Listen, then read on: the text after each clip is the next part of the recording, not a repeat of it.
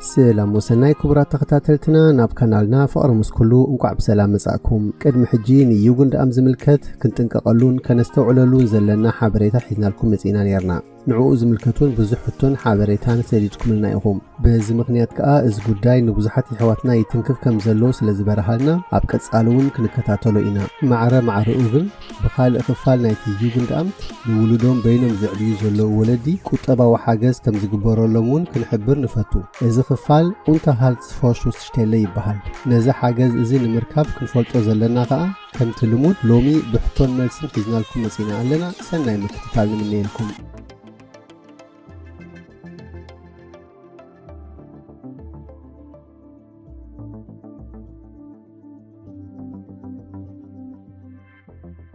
إذي unterhaltsvorschuss بحال انتايو unterhaltsvorschuss قال بقالو انت أترجمنايو unterhalt نمنبري ويناي منابر قلب كنولو نخل فورشوس كأ كيدميا زخفل وي أقدمو زخفل كنولو نخل unterhaltsvorschuss بمنجستي ندقوم بينهم زعبي زولو ولدي زخفل جنزب إيو إذا خا اندحرد اتحاد خفال ولادي زي كفل وي وخول جنزب زي كفل كوينو نتقول عازم الكك وطبع وصقام المشفان تباهيلو زخفل حاجز إيو اتي زي كفل زولو ولادقن كخفل انداخ على خلو زي كفل انت دقاليو نتي استخفل جنزب بمولو وي كأكفل فالناتو كوفلو يجدد إيو سلازي كم ذكر نبلوز صنحنا unterhaltsvorschuss زخفل اندحر دقا نتقولعا بتي مسؤو زي الولادي منابر جنزب بجرمن unterhalt زبحال زي كفل كوينو تراح إيو زي جنزب إزقا انت نوحي كساب اتقولعا 18 عدمئو زملئ إيو زخفل اتي بزح جنزب كا نخساب حموش تزعيد مؤم قولعوت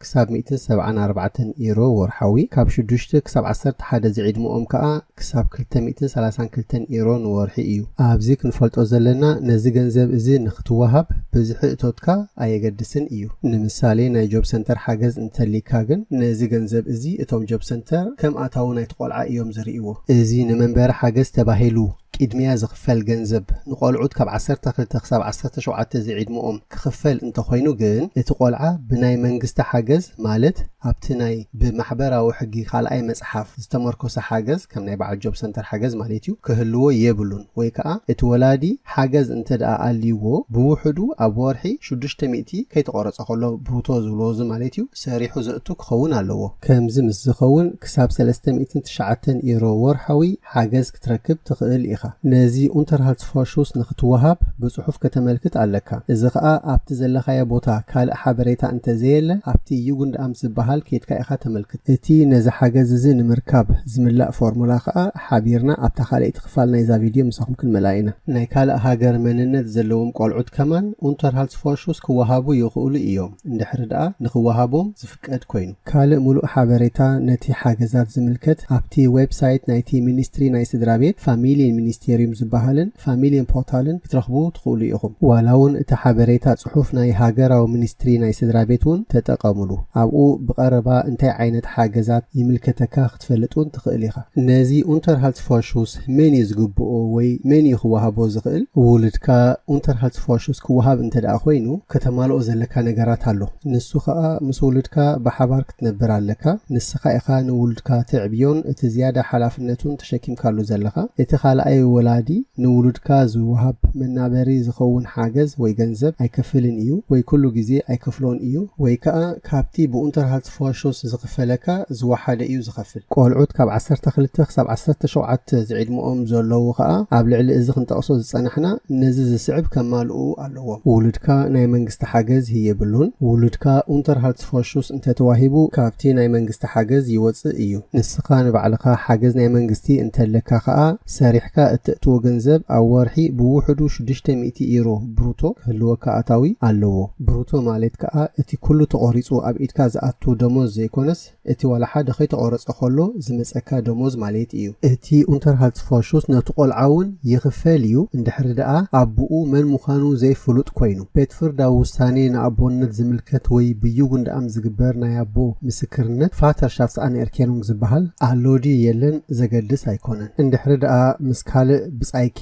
ወይ ብጻይትኻ ሓዳር መስሪትካ ወይ ብሓባር ትነብር ኣለኻ እዚ ኡንተርሃልትስፎርሹስ ኣይምልከተካን እዩ እንድሕሪ ደኣ ዘይተመርዒኹምን ብሓባር ዘይትነብሩ ኮይንኩምን ግን ቀጻሊ እዚ ኡንተርሃልትስፎርሹስ ይምልከተኩም እዩ ኡንተርሃልትስፎርሹስ መዓስ እዩ ዘይክፈለካ ወይ ዘይፍቀደካ ሓንቲ ካብዘን ዝስዕባ ኩነት ወይ ምኽንያት እንተደኣ ኣሎ ኮይኑ ውሉድካ ኡንተርሃልትስፎርሹስ ኣይክፈልን እዩ ንሰን ከዓ ከምቲ ኣቀዲምና ዝበልናዮ ንስኻ ሓዳር መስሪትካ ወይ ብሓባር ትነብር እንተደኣ ኣሊኻ እንድሕሪ ደኣ እቲ ቆልዓ ወይ ንስኻ ተመርዒኻ ድኻ ኣይተመርዓኻን ብዘይገድስ ምስቲ ካልእ ወላዲ ብሓባር ትነብር ኣለኻ እንድሕሪ ደኣ እቲ ሓደ ወላዲ ኩሉ ግዜ ነቲ ቆልዓ ዝኸውን መናበሪ ገንዘብ ዝኸፍል ኮይኑ እቲ ዝኸፍሎ ከዓ ብብዝሑ ክንደቲ ብኡንተርሃልትስፎርሹስ ዝኽፈል እንተኾይኑ እንድሕሪ ደኣ ነቲ ካልእ ወላዲ ዝምልከት ሓበሬታ ዘይሂብካ እንድሕሪ ደኣ መን ምዃኑ እቲ ኣቦ ንምርግጋጽ ወይ ከዓ ኣበይ ከም ዘሎ ንምፍላጥ ዘይተሓጋጊዝካ እየን ክንደይ ኡንተርሃልትስፎርሹስ እየ ንውሉደይ ዝወሃብ ወይ ዝኽፈል እቲ ዝወሃበካ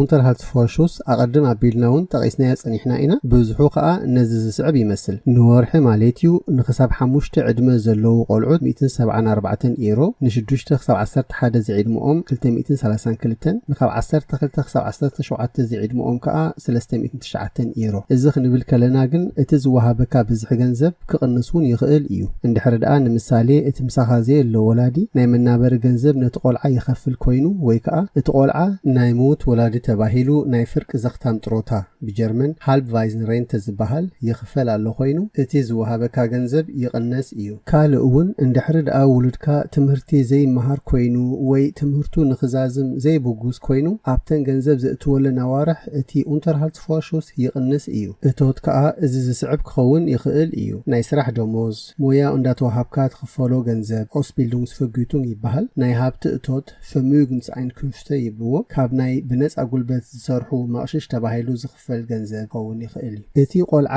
ሞያ ይቐስም እንተሎ ኣውስቢልዱንግ ይገብር እንተሎ ማለት እዩ ክንፈልጦ ዘለና ከዓ ካብቲ እቶቱ 100 ዩሮ ሓፈሻዊ ነቲ ሞያ መቕሰሚ ወፃኢ ኣውስቢልዱንግስ ፓውሻለ ተባሂሉ ካብቲ ኣታዊኡ ይቕንስ እዩ ከምኡውን ካልእ ወፃኢታት ንምሳሌ ናብቲ ናይ ሞያ ዝቐስመሉ ዘሎ ቦታ መንቀሳቐሲ ካልእ ወፃኢታትን ቬርቡንግስ ኮስትን ዝበሃል ማለት እዩ 83 ዩሮ እውን ካብቲ ኣታዊኡ ይቕነስ እዩ ኣብዚ ክርዳእና ዘለዎ ከዓ ይቕነስ ክንብል ከለና ከም እቶት ኣይሕሰበሉን እዩ ማለትና እዩ ነዘን ዝጠቐስናየን ወፃኢታት ዝምልከት ከዓ እቲ ቆልዓ መረጋገፂ ምቕራብ ኣየድልዮን እዩ ካብኡ ንላዕሊ ወፃኢታት እንድሕር ደኣ ኣለዎ ግን መረጋገፂ ክቐርብ ናይ ግድን እዩ ኣብ ርእሲ እዚ ክንፈልጦ ዘለና ከዓ እቲ እቶት ናይቲ ቆልዓ ፍርቁ ጥራሕ እዩ ናብቲ ኡንተርሃልትስፎርሹስ ዝሕሰበሉ እዚ ማለት ከዓ ንምሳሌ 100 ዩሮ እንተደኣ ኮይኑ እቶቱ እቲ ኡንተርሃልትስፎርሹስ ብ50 ዩሮ ጥራሕ እዩ ዝቕንስ በዚ ምኽንያት ከዓ እቲ ቆልዓ ናይቲ በቲ ዝቐስሞ ዘሎ ሞያ ደሞዝ እንዳወሰደ ከሎ ዋላ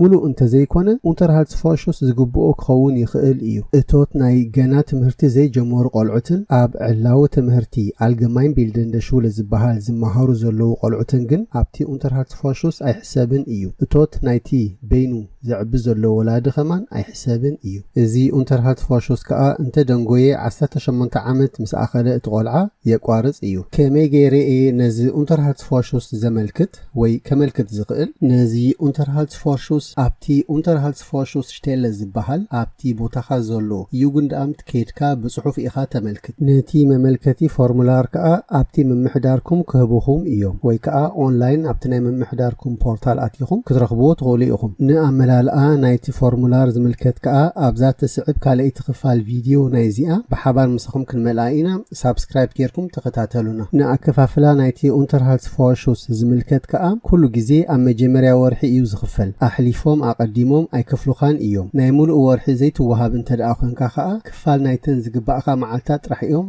ዝኸፍሉኻ ከተመልክት ከለኻ ንናይ ዝሓለፈ ግዜኸ ይኸፍሉኻ ዶ ንዝብል ሕቶ ከዓ ክሳብ ሓደ ወርሒ ናይ ዝሓለፈ ይኸፍሉኻ እዮም ንምሳሌ ኣብ መስከረም እንድሕር ደኣ ኮንካ ኣመልኪትካ ሰፕቴምበር ማለት እዩ ይግባእካ ነይሩ እንተኾይኑ ናይ ሓምለ ኸማን ኣውጉስት ማለት እዩ ትኽፈል ኢኻ እዚ ግን ካብቲ ሓደ ወላዲ ገንዘብ ንኽትረክብ ጽዒርካ ነርካ እንተኾንካ እዩ ድሕሪ ምምልካትካ ከተስተብህለሉ ዘለካ ከዓ እዚ ዝስዕብ እዩ ዝኾነ ምቅያራት ነቲ ኡንተርሃልትስፎርሹስ ዝምልከት ክትሕብር ግዴታ ኣለካ ንምሳሌ ምሳሌ ውልድካ ካባኻ እንተ ደኣ ወፂኡ ገዛ እንተ ቀየርካ እንተ ተመርዒኻ ምስቲ ካልእ ወላዲ እንተ ተጠርኒፍካ እቲ ካልእ ወላዲ ክኸፍል እንተ ጀሚሩ እቲ ካልእ ወላዲ እንተ ዓሪፉ ወይ ከዓ እቲ ዘይትፈልጦ ዝነበርካ ዝነብረሉ ቦታ ሕጂ እንተ ፈሊጥካዮ ውልድካ ትምህርቲ ዘይከይድ እንተ ደኣ ኮይኑ እቲ ወርሓዊ እቶት ውልድካ እንተ ተቐይሩ ብህፁፅ ክትሕብር ትግደድ ኢኻ እንድሕሪ ደኣ እቲ unterhaltsvorschussstelle ይኸፍል ኣሎ ነቲ ዘይከፍል ዘሎ ወላዲ እንታይ ጽልዋ ኣለዎ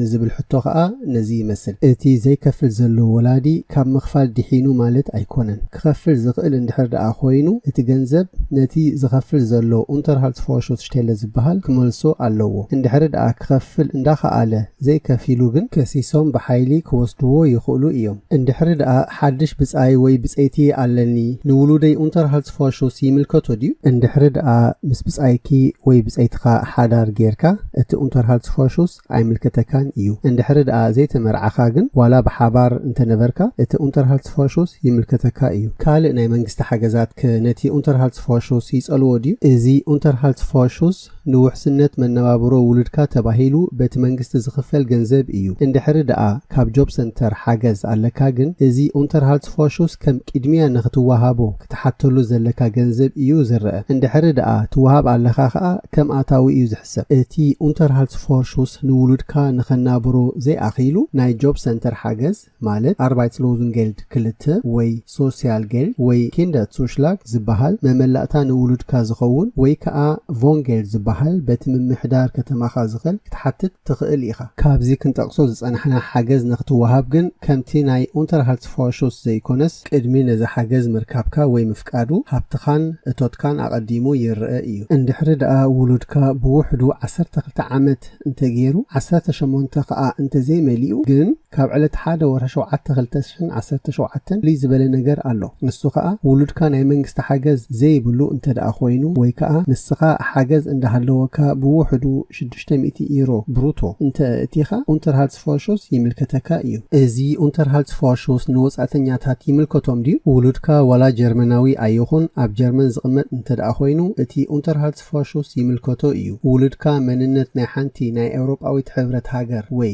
ኣይስላንድ ኖርዌይ ሊችተንሽታይን ስዊዝ እንተለዎ ንምሳሌ ልክዕ ከም ጀርመናዊ እዩ እቲ unterhaltsvorschuss ዝምልከቶ ንኻብ ካልእ ሃገራት ዝመፁ ቆልዑት ዝምልከቶም ግን እንድሕሪ ደኣ ንስኻ ወይ ውሉድካ Niederlassungs Erlaubnis ኣለካ eine Erlaubnis zum Daueraufenthalt EU ኣለካ eine blaue Karte EU eine ICT Karte oder eine mobile ICT Karte ኣለካ ኣብ ጀርመን ብውሕዱ ን6 ወርሒ ንኽትሰርሕ ፍቃድ እንተለካ ወይ ቅድሚ ሕጂ ተፈቂድካ ነይሩ እንተኮይኑ Aufenthalt Erlaubnis እንተለካ ብቐንዱ ግን ነዚ ዝምልከት ደረት ስለዘሎ እቶም unterhaltsvorschuss ዝኸፍሉ ክሕብሩኹም ይኽእሉ እዮም ኣብቲ ናይ ዕቑባኻ ጉዳይ ዝጻረየሉ ግዜ Aufenthalt Gestaltung ዝበሃል ማለት እዩ ንውሉድካ unterhaltsvorschuss ክወሃብ ኣይምልከተን እዩ ብዱልዱንግ ኣብ ጀርመን ትነብር እንተለኻ ኸማን ንውሉድካ unterhaltsvorschuss ኣይምልከቶን እዩ እቲ ናይ ስራሕ ዱልዱንግ Beschäftigungsduldung ዝበሃል እንተለካ ግን unterhaltsvorschuss ይምልከተካ እዩ ኣብ ሓጉኻ